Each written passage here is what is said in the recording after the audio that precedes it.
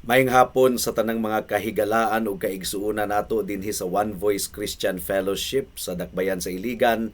Padayon kita nga nagadayig sa Ginoo ug nagapasalamat gumikan kay iya kitang gihatagan kanunay ug kagawasan ug pribilehiyo nga makapaambit sa pulong sa Ginoo sa atong panagtigom. Alang sa atong teksto, please turn with me to Matthew chapter 7 verse 13 hangtod sa 14. Mateo kapitulo 7 bersikulo 13 hangtod sa 14. Ang giingon dinhi, sa inyong pagpangita sa dalan sa kinabuhi, sulod kamo sa sigpit nga ganghaan, kay ang lapad nga ganghaan ug ang sayon nga dalan paingon man sa kalaglagan, mao kini ang gisubay sa kadaghanan. Apan masigpit ang ganghaan ug malisod ang dalan paingon sa kinabuhing dayon ug jutay ra ang nakakaplag niini. May the Lord bless the proclamation of His Word this afternoon. Kanibitang nagwali kita sa kahanginan, nagasibya kita sa Ebanghelyo sa mga online platform, dili malikayan mga kaigsuunan nga adunay mga tawo nga buot makighimamat kanato. Mag-message nga adunay panghinaot nga magkahimamatay in person. Well, mahimong sa atong kinabuhi niining kalibutan na dili gyud ta makabaton og kahigayunan nga magkahimamatay nawong sa nawong higala, pero nagpabilin ang kasiguraduhan nga one of these days magkahimamatay kita sa presensya sa atong buhi nga Dios sa adlaw sa paghukom. Gumikan kay aduna kitay kalag nga dili mamatay, ug ang atong kalag nga dili mamatay kinahanglan nga moatubang sa Dios alang sa paghukom. Ang Dios nga imong magbubuhat ug ang Dios nga akong magbubuhat ni anang adlawa. Ang giingon sa Hebrews chapter 9 verse 27, gitakda alang sa mga tawo ang mamatay sa makausalang ug pagkahuman niini mao ang paghukom. Now, mahimong ginabuhat nimo kutob sa imong mahimo nga likayan ang kamatayon. Mo man kini atong ginabuhat kung magkasakit kita, magpahospital kita, magpatambal kita, pero dili gayud nato maikiyasan ang kamatuoran nga mamatay gayud kita one of these days. Ug nasayod ikaw ang imong konsensya ug ang akong tanlag nagapamatuod nga kinahanglan gayud kitang mamatay ug moatubang sa Dios. Mahimong nagpanuko ikaw sa paghuna-huna niini higala, gumikan kay nasayod ikaw ang imong konsensya ug ang akong konsensya, kitang tanan nasayod kita nga pagkahuman sa kamatayon moatubang kita sa Ginoo sa paghukom. Pero seryoso kini mga kaigsuunan, mga kahigalaan. Mao nga hinaot nga ang balang espiritu mo'y magatanom sa atong kasing-kasing ug hunahuna nga kinahanglan nga atubangon nato kining maong pangutana. Unsa may mahitabo kanato, inig kamatay nato. Unsa may mahitabo sa atong kalag, inig kamatay nato. Again, ang Biblia, ang atong konsensya, ang atong tanlag, bisan pa ang common sense, sentido komon mga kaigsuunan, kining tanan nagadeklarar kanimo ug kanako nga adunay eternidad nga kinahanglan nga atong atubangon. Mao nga dili gayud nato malikayan kining maong pangutana, andam na ba akong mamatay ug moatubang sa Dios nga maghuhukom? Andam na ba ikaw nga mamatay ug moatubang sa Dios nga maghuhukom? Minilyon ka mga tawo niining kalibutan na sumala sa gipadayag sa Biblia ang naghuna-huna nga andam na silang moatubang sa Dios sa adlaw sa paghukom. Pero kining mga tawhana makuratan, masyak, gumikan kay nagtuo sila nga dawaton sila sa Ginoo apan dili diay. Mao kini gipadayag sa Matthew chapter 7 verse 22 hangtod sa 23. Ang giingon ni Kristo mismo, ang giingon niya, niadtong adlaw daghan unya ang muingon kanako, Ginoo, dili ba nagsangyaw man kami sa mensahe sa Dios? Naghingilin kami sa mga yawa og naghimog daghang mga milagro pinaagi sa imong ngalan.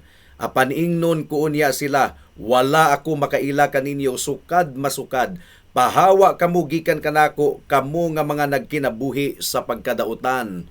So kining mga tawhana aktibo sa church, aktibo sa buluhaton, apan isalikway sila sa Ginoo sa adlaw sa paghukom. Makuratan sila mga kaigsuunan ug mga tarungan. Now, imo na ba kining gihinuklugan, gipamalandungan, kay basin og nagkinabuhi ka ni ining kalibutana ug nag-isip ikaw nga okay lang ang tanan alang kanimo, pero makuratan ikaw sa adlaw sa paghukom. Kung ang Dios muingon kanimo, wala ako makaila kanimo sukad masukad. Dili gayud ma-describe ang kahingangha nato ni ana nga time kung mahitabo ka na, kung madungog nato ang pulong sa Ginoo mismo nga nagaingon, pahawa gikan kanako, ikaw nga nagkinabuhi sa pagkadautan. So, ikaw ba madismayar, masyak ni anang adlawa, gumikan kay usa ikaw sa gimin ni Jesus Christ sa Matthew chapter 7. Mao nga higala hinaot nga imong igahin kining less than 1 hour of sermon aron maipakita kanimo nga ang kalag nga dili gayud andam musangpot gayod sa impyerno, walay katapusan nga kalayo ug dili didto sa gingharian sa Dios sa langit. Adunay duha ka bahin ang pagpamalandong niining taknaa. Una, the broad road to eternal destruction. Ang lapad nga dalan padulong sa walay katapusan nga kalaglagan. Ikaduha, the narrow road to eternal life. Ang huot ug sigpit nga dalan padulong sa kinabuhing dayon. Hinaot ngang balang espiritu magapangliho kanato sa atong pagpadayon sa mensahe ni ining taknaa. Magampo una kita ug atong pangayoon ang tabang sa Ginoo. O labing gamhanan nga Dios, salamat ni ining taknaa nga once again mantala ang imong ebanghelyo ug hinaot nga magbunga kini ug tinuod nga pagkaila kanimo, pag-equip sa imong iglesia aron mo atubang sa buluhaton sa pagpanangyaw ug alang kini sa kahimayaan sa imong ngalan. Hinaot nga magluwas ikaw ug mga kalag gumikan sa pagwali sa imong ebanghelyo niining taknaa. In Jesus name we pray. Amen and amen. Mudangat na kita sa unang punto. The broad road to eternal destruction, ang lapad nga dalan padulong sa walay katapusan nga kalaglagan. Mga kaigsuunan, honest lamang gayod ang Biblia. Wa gyud naglipod-lipod ang Biblia sa pagpahibalo kanato nga majority sa mga tawo ni ining kalibutana maimpyerno. Majority, mas daghan mga kaigsuunan. Gikan na gyud kini sa baba mismo sa atong Ginoong Hesukristo. Matthew chapter 7 verse 13 to 14 ang giingon ni Kristo dinhi. Lapad nga ganghaan ug ang sayon nga dalan paingon man sa kalaglagan, mao kini ang gisubay sa kadaghanan. Mamalandungi kini higala kay basin og naapil ikaw sa majority nga nagasubay sa lapad nga dalan padulong sa kalaglagan. Apan masigpit ang ganghaan ug malisod ang dalan paingon sa kinabuhing dayon ug jutay ra ang nakakaplag niini. Hala, pamalandungi kini higala. Hinaot nga maapil ikaw sa jutay nga nakakaplag sa dalan nga huot padulong sa kinabuhing walay katapusan. Kung jutay but pasabot lisod kini, dili kini sayon mga kaigsunan. Kung lapad ang bot ipasabot kining sayon ra nga pagabuhaton. Pamalandungi ang dalan nga imong gilaktan karon higala. Now, basin og para kanimo mura og cruel ra kaayo kini nga statement. Mura og walay kasing-kasing kini nga statement. Pero tinuod kini mga kaigsunan, dili gumikan kay ang Ginoo walay kaluoy, kundili gumikan kay ang mga katawhan walay kaluoy og pagpakabana sa ilang kaugalingon. Grabe kaayo ang ilang pagrebelde batok sa sugo sa Dios ug ilang gikaminusan ang iyang gugma, ilang giatak-yatakan ang balaod sa Dios nga gihatag unta sa Ginoo alang sa atong kaayuhan. Ug gumikan sa pagkarebelde sa mga katawhan ug pagkadautan, takos lamang gayud kita nga pagasilutan didto sa impyerno. adunay duha ka butang nga angay lamang kanato. Kining giingon sa Romans chapter 3 verse 23 nga nagaingon, kay ang tanan nakasala og nakabsan sa himaya sa Dios. Nakabsan kita sa himaya sa Dios. Dili gayud kita makapasar. O kining giingon sa Roma 6:23, ang bayad sa sala mao ang kamatayon, mao ang kalaglagan didto sa walay katapusan nga kalayo sa impyerno. Well, unsa man ang matang sa mga tawo, mga kaigsuunan, nga nahaapil sa mga naglakaw sa lapad nga dalan padulong sa kalaglagan, padulong sa impyerno. Una, sila ang mga tawo nga dautan kaayo, dili gayud Dios nun, walay Dios sa ilang kinabuhi. Sila ang mga tawo nga imbis nga ang ilang kwarta, ilang gastuhon para sa panginahanglanon sa pamilya, ilang gigasto alang sa ilang bisyo, alang sa ilang droga, alang sa ilang pag-inom-inom, alang sa ilang pagsigarilyo ug tanan nga bisyo nga makadaot sa lawas. Ilang gipasagdahan ang ilang pamilya. Kinsa pa kini nga mga tawo nga galakaw sa lapad nga dalan padulong sa kalaglagan, mao kining mga katawhan nga nakighilawas sa babayi or lalaki nga dili asawa ug dili bana, engaging in unlawful sexual relationships.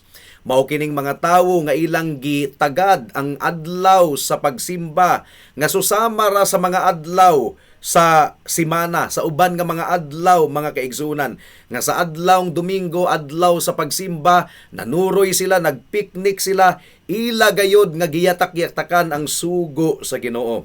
Mao kining mga tawo nga kada adlaw nagtan-aw og mga laway nga mga talan-awon sa TV screen, mga graphic display of sin on a TV screen. Kinsa pa kining mga tawhana?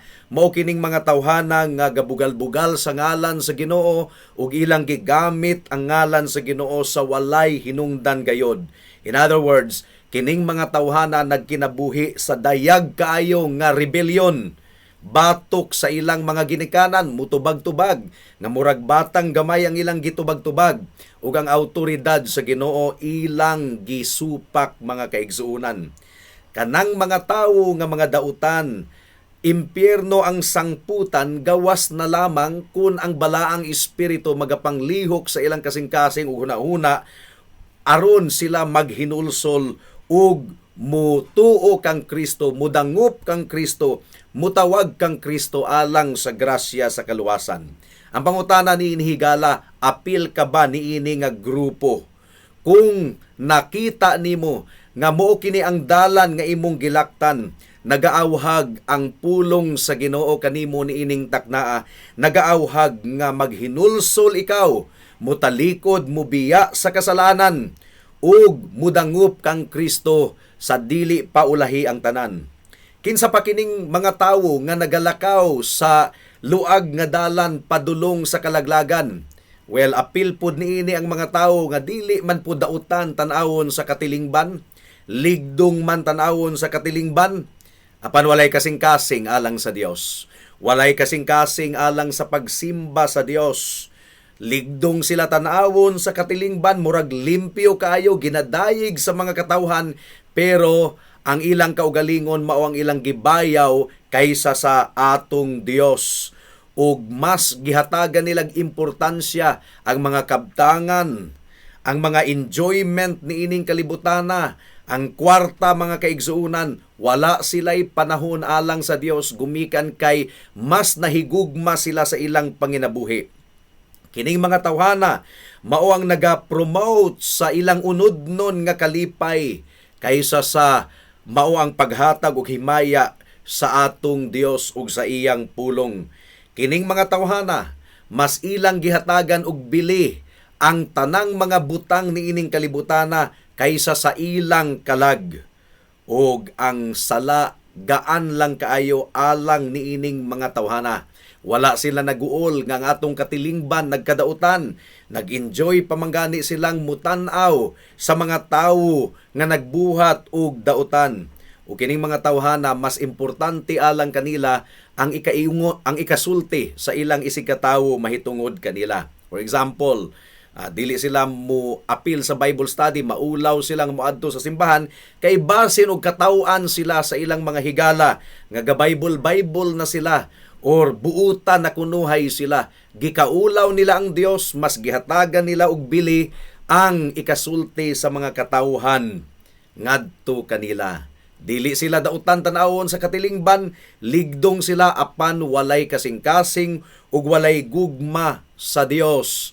Ang giingon sa 1 Corinthians chapter 16 verse 22, ang tawo nga wala mahigugma sa Dios pagatunglohon gayod.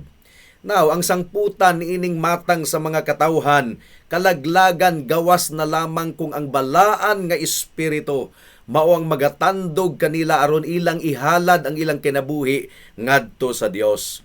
Apil ka ba niini nga grupo higala?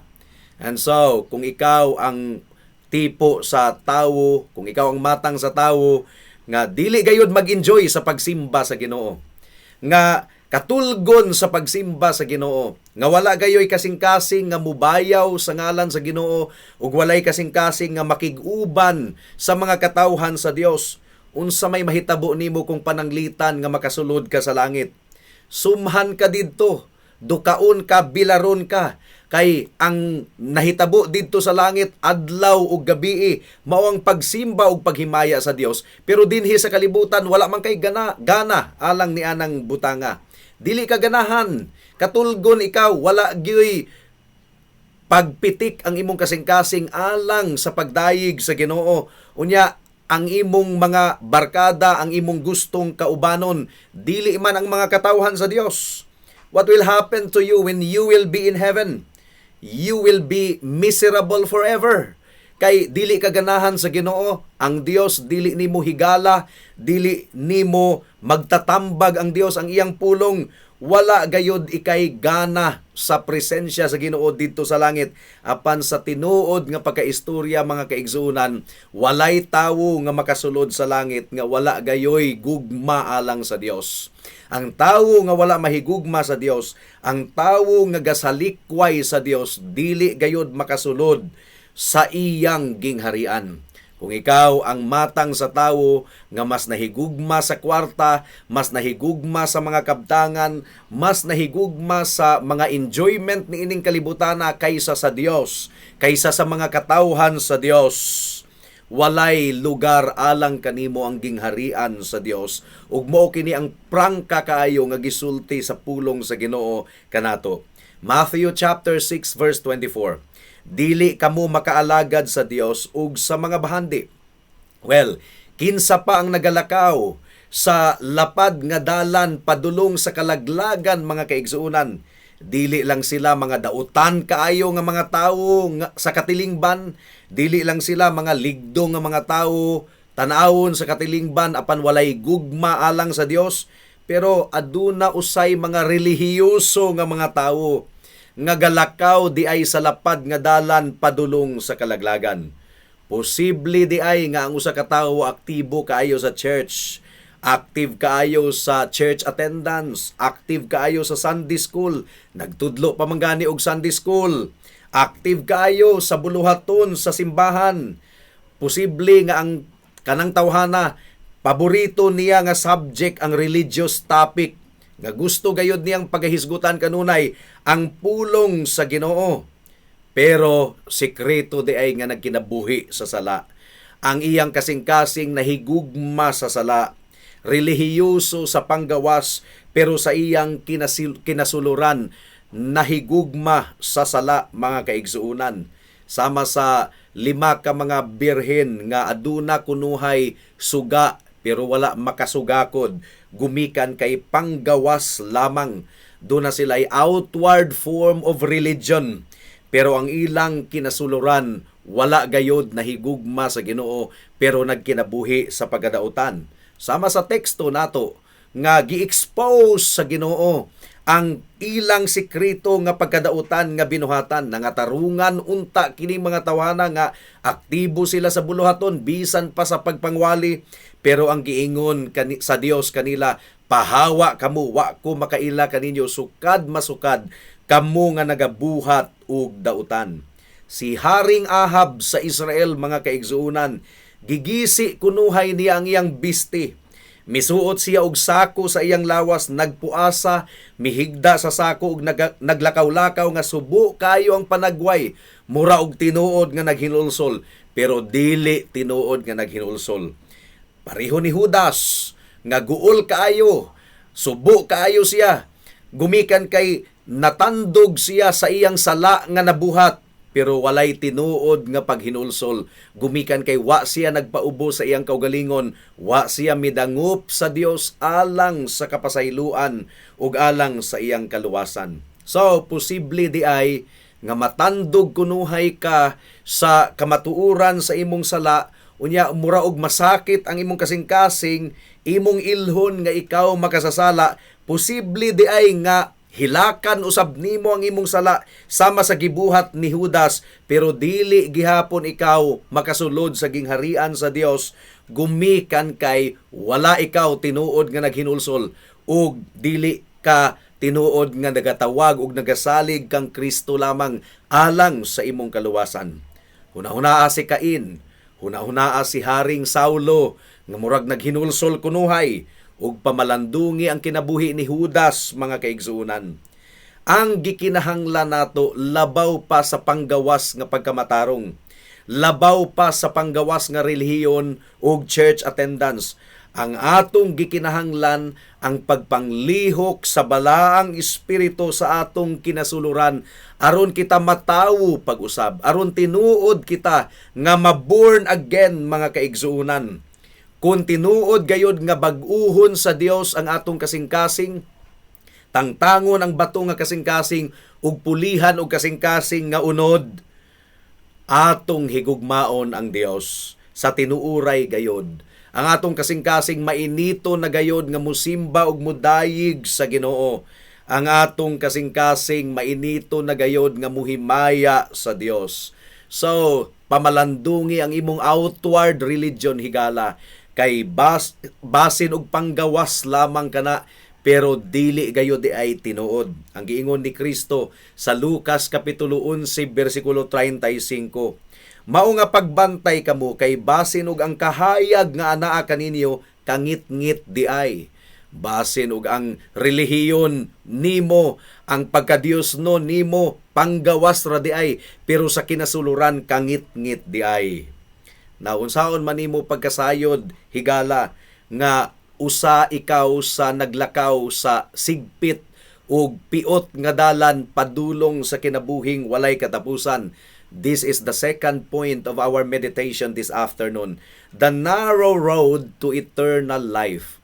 Ang sigpit nga ganghaan ug ang huot nga dalan padulong sa kinabuhing walay katapusan. Abi ninyo, mga kaigalaan, ang tanan nga mga makasulod sa gingharian sa Dios, aduna sila'y confession nga susama ra gayod ilang ginaangkon nga ang kaluwasan milagro gayod sa grasya sa Dios. Sila kadtong mga kalag nga tinuod gayod nga na born again, pinaagi sa gahom sa balaang espiritu. Sila kadtong mga katawhan nga tinuod gayod nga nakabig diha sa Dios ug diha kang Kristo. Nakasinati sila sa ilang conversion basically og tulo ka butang. Mao kini ilhanan sa mga katawhan nga naglakaw sa sigpit nga dalan padulong sa kinabuhing walay katapusan. Una, nakabaton sila og kinasingkasing gayod nga kaguol, gumikan kay sila makasasala. Naamguhan nila, nasabtan nila nga sila makasasala ug tinuod gayod ang kaguol nga nabati nila sa ilang kasing-kasing. Ikaduha, nakabati sila og tinuod nga kalipay, gumikan kay nadawat nila ang kaluwasan nga gasa gikan sa atong Ginoong Hesukristo. Una, naguol sila sa ilang sala, apan mitawag sila kang Kristo ug nadawat nila ang libre nga gasa sa kaluwasan. Ikatulo, sila ang matang sa mga tawo nga aduna gayoy utang kabubuton sa ilang kasing-kasing, gumikan sa kaluwasan nga ilang nadawat gikan sa Dios nga libre. Tagsa-tagsao nato kining tulo ka mga ilhanan sa pagpamalandong sa nahabilin nga takna ni ini nga wali, mga kaigsunan. Una, Kinsa ang mga tawo nga naglakaw sa huot nga dalan padulong sa kahimayaan, mao kadtong mga katawhan nga ang ilang kasing-kasing adunay tumang kaguol, gumikan kay na-realize nila nga sila dautan gayod, makasasala gayod. Ang Dios balaan, pero sila makasasala ug wala gayod sila'y mahimo aron ipresentar nila ang ilang kaugalingon sa Dios gumikan sa ilang pagkadautan. Kung ang balaang espiritu magasugod sa pagpanglihok sa kasing-kasing sa mga katawhan, dili pa niya ipaila-ila si Kristo, kay dili pa andam ang kasing-kasing nila nga mudawat kang Kristo. Unsa man ang pinakaunang buhaton sa balaang espiritu, ipadayag sa balaang espiritu ang pagkabalaan sa Dios ug ang ilang pagkamakasasala.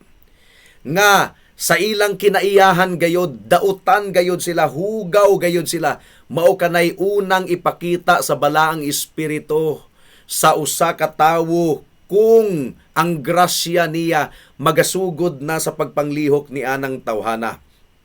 Dad-on niya kanang tawhana face to face sa subo kaayong kamatuuran ug sa delikado kaayo niyang kahimtang atubangan sa Ginoo. Ang usa ka makasasala makasinati gayod og heartfelt sorrow, kinasing-kasing gayod nga kasubo gumikan sa dili na maihap niyang sala sa pulong sa hunahuna ug sa buhat batok sa Dios. Kanang tawhana makabati gayod og heartfelt sorrow, kinasing-kasing gayod nga kaguol, gumikan kay na-realize niya nga pila na katuig sa iyang kinabuhi nga layo gayod kaayo siya sa Dios. Nagkinabuhi di siya nga bulag sa Dios, walay Kristo ug walay paglaom dinhi sa kalibutan. Kanang tawhana makasinati og tumang kaguol, gumikan kay nakita niya nga ngiyang kasing-kasing tubod, tinubdan sa tanang pagkahugaw, corruption, pollution. Nga ang sala nga migawa sa iyang pulong hunahuna og buhat, gikan kini sa iyang kasing-kasing nga puno kayo sa pagkadautan. Kining tawhana nakabati og tumang kaguol, gumikan kay nabugatan kaayo siya sa iyang sala. Ug nakita niya nga imposible gayod nga sa iyang pagpaningkamot makahiling kawas siya gikan sa pagkaulipon sa sala. Kining tawhana nakabati gayod og tumang kaguol, gumikan kay na-realize niya nga dili niya maluwas ang iyang kaugalingon pero kinahanglan gayod siyang maluwas. Ug mao nga muingon siya sa Dios, Lord, matarong gayod ikaw. Kung imo akong hukman padulong sa kalaglagan, insakto ra gayod ang imong paghukom. Pero aduna ba'y posibilidad o Dios nga makaikiyas ako gikan sa imong balaan nga silot ug aron ako masiguli kanimo, aduna ba'y posibilidad? So kining tawhana mabalaka kaayo. Aduna na siya'y kahangawa sa iyang kalag. Miserable na siya sa iyang pamati. Dili na siya takos sa iyang pamati at tubangan sa Dios. Guilty siya, mga kaigsuunan. Nasayod siya by experience nga wala gayud siya'y paglaom alang sa kaluwasan. Bulag kang Kristo. Pinaagi sa iyang kaugalingon, wa gyud siya'y paglaom alang sa kaluwasan. So, ikaduha, kinsa kining mga katawhan nga naglakaw sa sigpit nga dalan, huot nga dalan, padulong sa kahimayaan. Sila kadtong tinuod nga nakabati sa ilang pagkadautan, nakasabot sa ilang pagkadautan, pero sila kadtong tawo nga mitawag sa ngalan sa Ginoong Hesukristo. Sila kadtong mga tawo nga misalig sa dugo ni Kristo ug sa pagkamatarong. Sila kadtong mga tawo nga misalig sa gibuhat ni Kristo didto sa cross tungod ug alang sa mga makasasala nga susama kanila. Sila kadtong mga tawo nga miundang na sa pagsalig sa ilang kaugalingon ug ilang gibalhin ang ilang pagsalig ngadto kang Kristo, gumikan kay si Kristo lamang gayod ang manluluwas. Dili nila mabayran ang silot sa ilang sala, dili nila masunod ang kinatibuk-ang sugo sa Dios. Pero nasabta nila nga si Kristo mao ang mituma niining tanan ug si Kristo mao ang misakripisyo sa iyang dugo, mipaula didto sa cross alang sa ilang kaluwasan. Ikaw ug ako higala kung anaa ka kang Kristo, wala na ikaw nagasalig sa imong kaugalingon, kundili ang atong pagsalig anaa lamang kang Kristo. So nasabtan nila ang ilang pagpanginahanglan kang Hesus. Nasabtan nila nga ang kamatayon ni Kristo dili kadto kamatayon lamang sa usa ka bayani aron mahimong maayong ihimplo sa mga katawhan. No, kadto nga kamatayon halad gayud. Ug ang resulta ni adto kaluwasan sa tanang nagasalig kang Kristo lamang. Siya ang misalo sa tanang tunglo ug kapungot sa Dios tungod ug alang kanato. Ug siya kining mga katawhan, kining nga mga tawo, mga kaigsuunan, ang ilang pagsalig naa lamang gayod sa atong Ginoong Hesukristo. Nasinatian mo na ba kini higala? Nabati mo na ba kini? Resolbar na ba gayod ang imong kasing-kasing nga dili na ka musalig sa imong kaugalingon kundili kang Kristo lamang ingon nga imong Dios ug manluluwas. Kinsa ang nagasulod or kinsa ang nagalakaw sa huot nga dalan padulong sa kahimayaan? Sila kadtong mga tawo nga kanunayng nagpasalamat sa Dios, gumikan sa kaluwasan nga ilang nadawat nga libre, ug nabati nila nga wala sila ikasukli sa grasya sa kaluwasan, mao nga ang ilang kinabuhi ilang gihalad sa Ginoo. Salmo kapitulo 116 bersikulo 12 ang giingon dinhi, unsa may akong isukli sa Ginoo sa tanan niyang kaayo nga rikanako. Mao kini ang mga tawo nga galakaw sa huot nga dalan padulong sa kahimayaan. Nagtinguha sila nga ilang isurrender ang tanan, ang ilang lawas ug kalag ngadto sa Dios niining kalibutan na ug sa eternidad. Nagpasakop sila sa kabubuton sa Dios, nagaingon sila, your will be done on earth as it is in heaven. Ug sa taliwala sa ilang mga kakulangon, nagatinguha gayud sila gihapon nga magkinabuhi alang sa kahimayaan sa Dios, ug ilang gipakita ang ilang gugma sa Dios ug gugma ngadto sa isig katawo. Higala susiha ang imong kinabuhi kung ikaw ba kini. Hinaot nga sa pagsusi nimo sa imong kinabuhi, makita nimo ang imong tinuod nga kahimtang. So, isip aplikasyon higala. Unsang matang sa dalan ang imong gilaktan karon? Ikaw ba nagalakaw sa lapad nga dalan padulong sa kalaglagan? Or nagalakaw ba ikaw sa sigpit nga dalan padulong sa kahimayaan? Nining kalibutan na daghan kayong mga dalan. Naay mga shortcut nga mga dalan, naay mga dalan nga taas, unya mulid sa susamang destinasyon. Pero sa espirituhanon nga kahimtang mga kahigalaan, duha lamang gayod ang dalan nga ginalaktan sa mga katawhan. Ug kining duha ka mga dalan dili gayod magtagbo, dili gayod mag-intersect. Opposite gayod kining mga dalana sa usag-usa. Ang usa dalan sa kangitngit, ang usa dalan sa kahayag. Ang usa dalan ni Satanas ug ang usa dalan sa Dios. Ang Dios lamang pinaagi sa iyang libre nga dalan, mao ang makasakbit kanato gikan sa dalan sa kangitngit ug mubalhin kanato padulong sa dalan nga nagadangat sa kaluwasan sa kahimayaan. Huot nga dalan. Busa ang pagpanghinaot nato ug pagpangaliya sa atong puso, sa atong kasing-kasing mga kaigsuunan, nga ang balaang espiritu mao ang mag-rescue kanimo higala gikan sa dalan nga lapad nga gisubay sa kadaghanan ngadto sa dalan sa atong buhi nga Dios nga huot ngadto sa kahimayaan. You must be born again.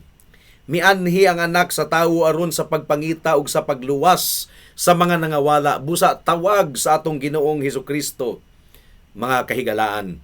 Ang imong kalag lost ug ang imong kondisyon miserable, hangyo sa Ginoo, tawag sa Ginoo nga ikaw pagahinluan niya sa iyang hamili nga dugo, nga pagapapason sa Ginoo ang tanan nimong salaod, salig sa Ginoo. Now, adunay warning before nato tapuson kini nga pamalandong higala. Sa 27 ka mga libro sa Bag-ong Tugon, ang impyerno gihisgutan 234 times. Grabe no? Kung ang kinabuhi nato 27 ka milya mga kaigsuonan, unya dunay 234 billboards, signboard nga nagaingon kini nga dalan padulong sa impyerno. Unsa man mulakaw kani ana nga dalan? Pero daghan kaayong mga katawhan ang nagalakaw gihapon sa dalan padulong sa impyerno kay nagpabilin silang walay paghinulsol sa ilang kasing-kasing. Satisfied sila sa ilang kinabuhi nga bulag kang Kristo, nahimulag kang Kristo. Satisfied sila sa ilang kasalanan, wala gayod nila maamguhi nga ang dalan nga ilang pagalaktan or ginalaktan padulong sa kalaglagan. Kini mosimba lamang og kas-a sa usa ka tuig, moampo lamang kung makahinumdom, magpasalamat lamang kung makahinumdom kunuhay. Ang impyerno mao ang utlanan sa tanang mga dautan, sa tanang mga ligdong kunuhay at tubangan sa katilingban, sa tanang mga relihiyoso kunuhay, pero walay Dios sa ilang kinabuhi.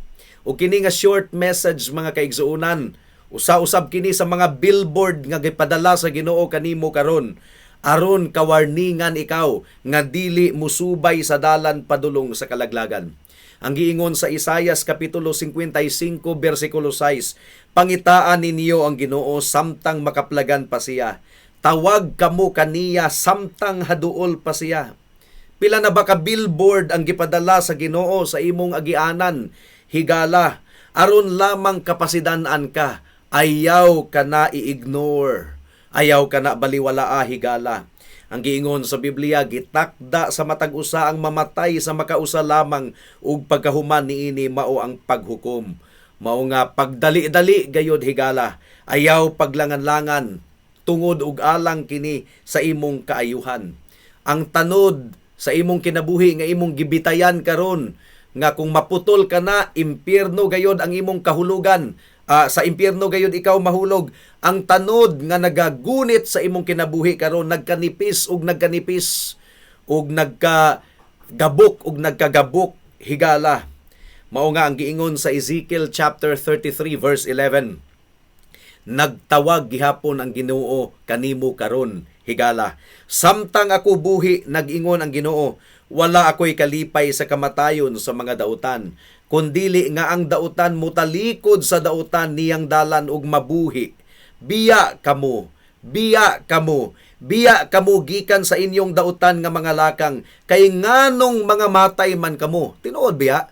Nganong mga matay man kita, nga doon na may paglaom, nga doon na may paagi aron kita makaikiyas gikan sa tunglo ug kapungot sa Dios. Ug kana nga pamaagi, anaa kang Kristo. Abli pagihapon ang pultahan. Karon mga higala, ang trono ni Kristo wala pa niya sirad-i. Dili ba ikaw mamati sa iyang tingog nga nag-awhag kanimo karon nga mubiya sa imong sala ug musalig lamang sa dugo ug pagkamatarong ni Kristo alang sa imong kaluwasan? Ang giingon nga pasidaan sa Salmo kapitulo 2 bersikulo 12, hagki ninyo ang anak, basin ug masuko siya ug maalaot kamo sa dalan, kay ang iyang kapungot dali rang musilaob, bulahan ang tanang mudangop kaniya. So adunay pasidaan, aduna usay imbitasyon nga mudangop ikaw kaniya higala. Ug ang tanan nga nagkinabuhi nga walay Dios niining kalibutana, ilang ikinabuhi ang eternidad nga walay Dios usab didto sa impyerno. Terrible gayod kaayo ang nasinatian sa dato nga tawo sa Lucas kapitulo 16 nga nagaingon, sa impyerno iyang gihangad ang iyang pananaw uban sa tumang pag-antos, ug misinggit siya, nag-antos ako pag-ayo niining mga kalayo. Higala, ang tinguha sa kasing-kasing sa sulugoon sa Ginoo nga mao nga kapasidanan kamo nga adunay kahangawa ug gugma sa kasing-kasing. You and I cannot escape death. Dili gayud nato malikayan ang kamatayon. It is an appointment nga kinahanglan gayud natong atubangon bisan pag-unsay kahimtang nato sa kamulong sa atong kinabuhi.